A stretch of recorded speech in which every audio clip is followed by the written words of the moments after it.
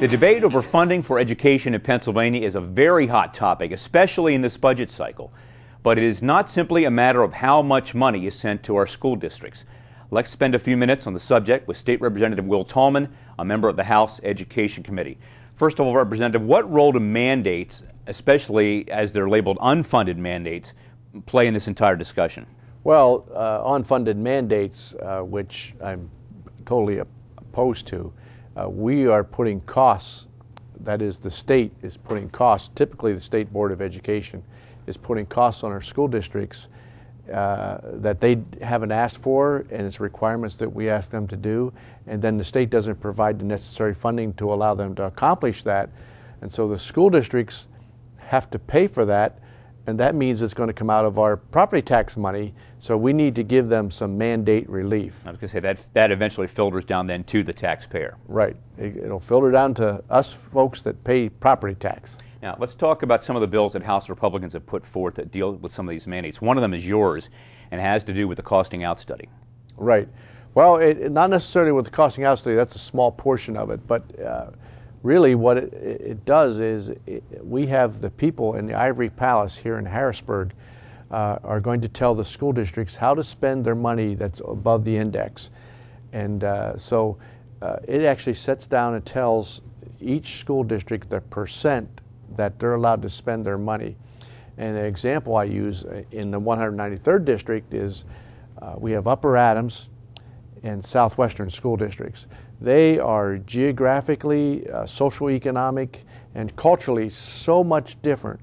You cannot expect those two school districts to spend their money in the same way. They have different needs. And so my bill is actually going to take that language completely out of the school code. And that's House Bill 1306. Okay. Seth Grove has a bill that has something to do with what's called PlanCon. Explain that. Well, that's your school construction costs, and so what Seth is going to do is if the school district is not going to participate in the PlanCon, and so they're not requesting state funds for that project, they aren't going to have to jump through all the hoops and hurdles to do that. Again, when we add those things, you're talking time, labor, to accomplish those things, and again, that would be a cost savings if they're not requesting state dollars, so that would be a good cost savings for school districts. Mark Keller's bill also has to do with purchases, which really help ring the register, do they not? Right. That's another thing we require our school districts, if the bid is $4,000 and over, that they have to put those in the newspapers, and we're going to raise that limit up to $25,000. And allow them to do it electronically.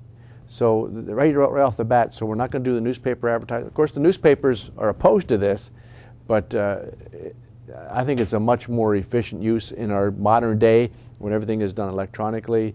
And then the other thing is, when we get over that $4,000 limit, is right now, if something's going to cost me $4,050, my school maintenance staff can't do it. We have to have it bid out through the whole bidding process.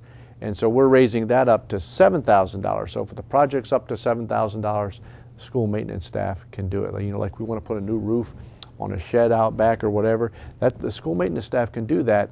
And again, that's a huge cost savings not to have them do that and allow our school district maintenance staff to do some of these projects. Finally, professional development. I don't think anybody will argue it's a necessary thing for teachers, but it's also a very expensive element in the whole equation. Let's talk about a couple of bills that deal with that. Yeah, we have a couple bills. One is House Bill 1363 by Representative Rapp, and it's called our Act 48 credits, and we're going to put a 2-year moratorium on those.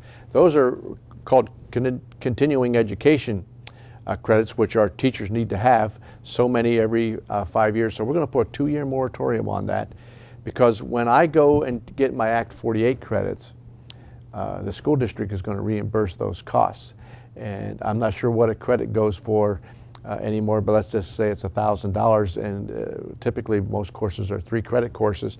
So that's $3,000 per teacher, and so we're going to put a 2-year moratorium on that, and that should save the school district some money here in the short term.